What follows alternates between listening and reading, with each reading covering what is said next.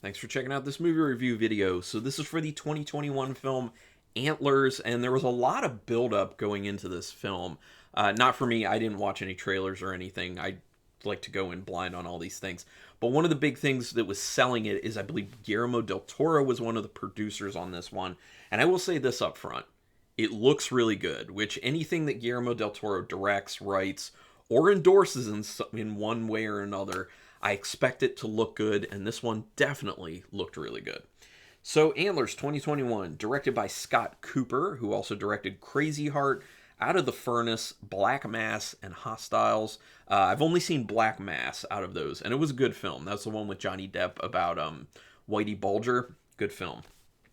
Written by Cooper as well as Henry Chaisson and Nick Antosca. And Nick Antosca has also done scripts for The Cottage, some episodes of The Hannibal Show, The Forest, Channel Zero, a bunch of Channel Zero episodes, and brand new Cherry Flavor, which I have a review for on my channel, and I highly recommend. It's a good limited series show on Netflix. Really, really good.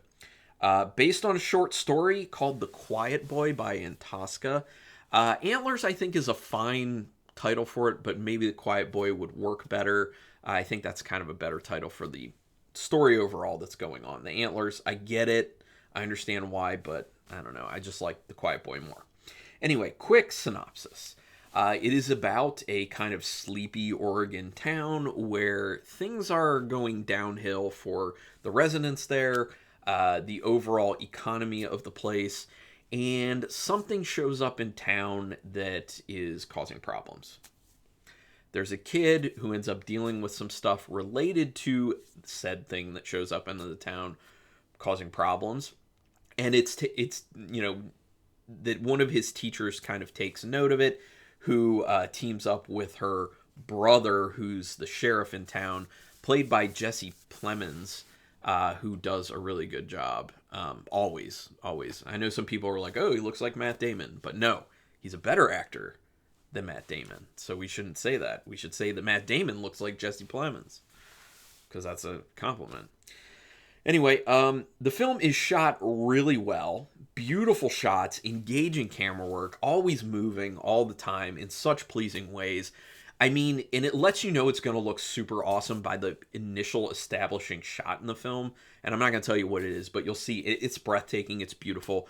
The environment that they're shooting in, the shooting locations are wonderful there.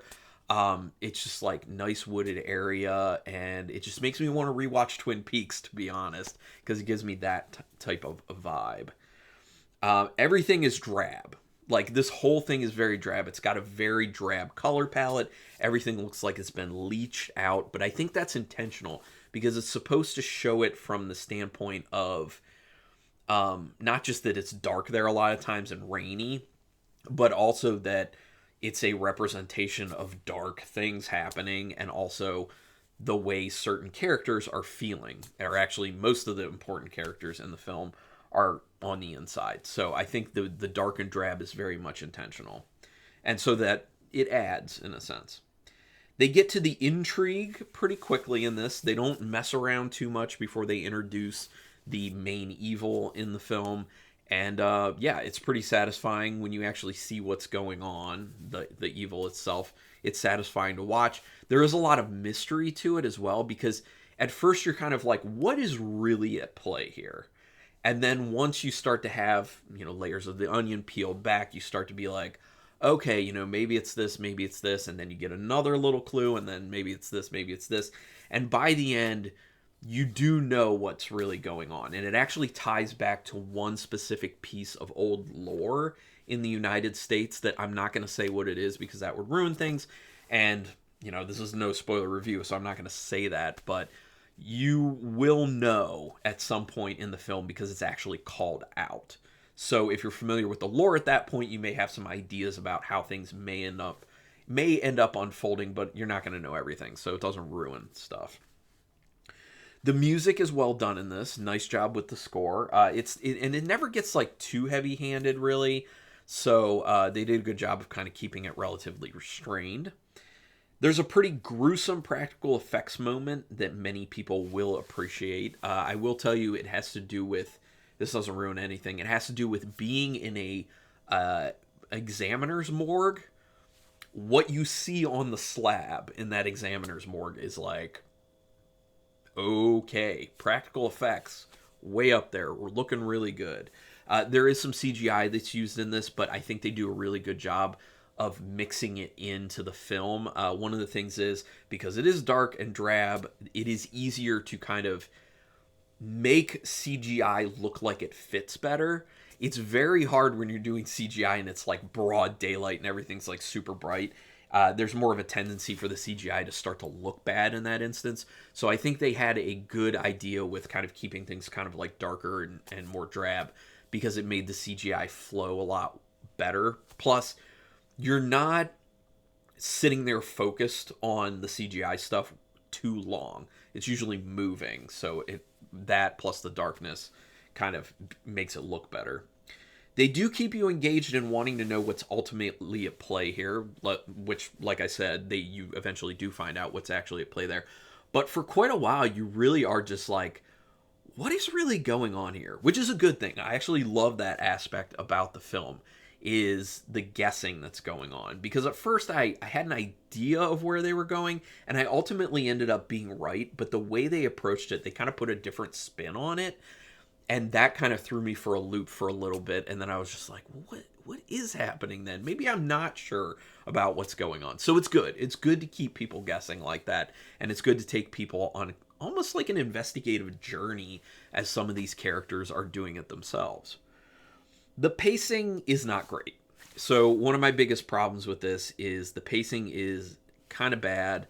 The beginning of the film, maybe like the first half hour or so, is quite good pacing wise, and then after that it really starts to drag. It really starts to fall apart from a pacing standpoint, and the movie's like an hour and 40 minutes ish, and I really think they should have cut about 20 minutes out of it, because they easily could have. There is a long stint where it kind of feels like not really anything's happening. They're retreading a lot of material that they've already covered, and that's one of the biggest things for me. Tighten it up.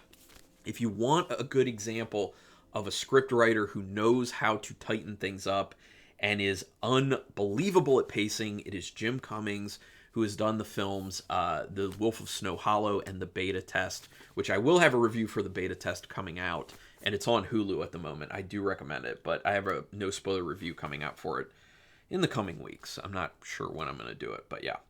But anyway, they needed to tighten this up. Cut 20 minutes from it, maybe more. I don't know. The ending is just okay. It didn't end up having the impact that I think they wanted it to, and I think part of that is the pacing really took the audience out of it, or at least for me personally. It started taking me out of the film, and by the time you get to the ending, I feel like it has lost a lot of its potential impact. Once again, tightening it up, cutting some time off of it could have really helped with that. So, just my personal opinion. The specific piece of lore, I already talked about that. There are a lot of underlying themes in this film. Addiction, trauma, abuse, environmental degradation. I kind of feel like all of these underlying themes felt like they were competing at times and not melding together the way I think was intended. And so it feels like the film trips over itself a few times when you're trying to deal with these themes. There definitely are ways that those themes could have been tied in seamlessly with one another, but I think it just comes off as a little bit clunky at times. So, but ultimately, is this a fun film? Is it interesting? I think yes, it's pretty good. I did enjoy it enough. And the visuals, like I said, the visuals are wonderful. Practical effects great. Some really good gore. The CGI is well done. Really good acting as well all around. So yeah, I mean, good enough. So out of 5 stars with half stars in play, I'm giving it a very solid 3-star rating. It is a solid enough film. I don't think it's as great as everyone wanted it to be, but most movies aren't. Anyway, would love to know your opinion on this film. Do you love it, hate it, in between? Put it in the comments. But let's be specific about it. If you liked it, tell me why specifically. If you didn't like it, tell me why specifically. Am I missing something with this? Let me know. Also, we can talk spoilers in the comments, so go ahead. Spoilers in the comments, people. We can do it. Also, do me a quick favor, hit subscribe if you haven't already. If you have, I love you. You are awesome. If you haven't, please consider it. It's quick, painless, costs you no money, and literally motivates me to keep doing these videos. At the moment when I'm doing this, I'm not making any sort of money doing this. I'm just doing it as a creative outlet and to kind of build a nerdy horror community here. Because where I live, I cannot talk nerdy about horror the way I want to with people. So the comments that I get from people are wonderful, and even better, the subscribes, because it lets me know that people are wanting to engage in this conversation in one way or another. Yeah. So I would appreciate subscribing. Also hit the notification bell button, and then you'll know when I'm putting up new videos, which I'm doing at least 4 a week typically. So I think that's pretty good. Anyway, regardless, thanks for taking your time to watch this. And until next time, keep it brutal.